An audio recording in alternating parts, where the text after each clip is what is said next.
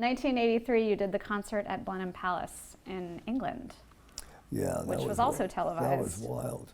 Of course, you know, by that time I had met Gary Keefe, and he put that one together with a couple of very big geniuses, Andrew, Danny Batesh and Andrew, what is it, Mark? Miller.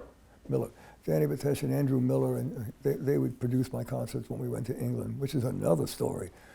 That exploded, holy mackerel, when England exploded. By the time we got to Blenheim Palace, it had been, you know, must have been 8 years that I had visited England. And first time I got there was in 1976, 7, something like that. And they booked us at the Palladium. And I thought, nobody knows me here. What are you doing? We sold the place out for like, they would extended the run. Again, those were the years where I just didn't believe what was happening to me, and I didn't understand what was happening to me. But if it was big in the States, it was twice as big in England, which was crazy. I still had my Brooklyn accent. I just didn't understand what was happening. But they were great. The British audience, and you know, when the British audiences like you, they like you forever. It doesn't matter whether you have a hit record, it doesn't matter whether you look terrible, they stick with you. And they have with me. All these years, we go there and they're still out there for me. They're just fantastic. Anyway, it had been a couple of years that I kept coming back and forth to England, and we always did well. So Gary booked the backyard of Blenheim Palace. It's a sheep meadow that was huge. It was huge, and they put up a huge stage, and I had a big orchestra.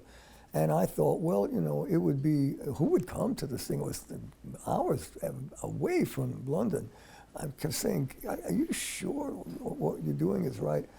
Anyway, they all said, yeah, somebody will show up. So they did. They did.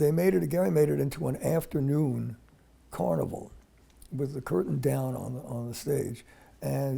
So people would come all afternoon. They'd have picnics, and there were clowns and food, and it was a great afternoon for everybody. And when the sun went down, the curtain went up, and I did my show, and they were wonderful, just wonderful crowd.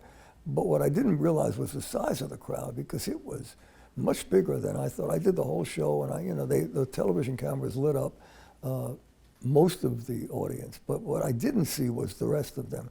And I did a song that I end the show with called One Voice.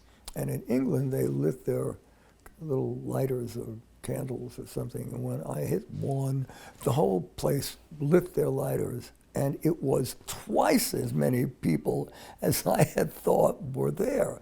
And you see me go, whoa. It was like a city of little flames. That was wild. That was a wild experience, that there would be that many people coming to the concert at Blenheim Palace. Oof.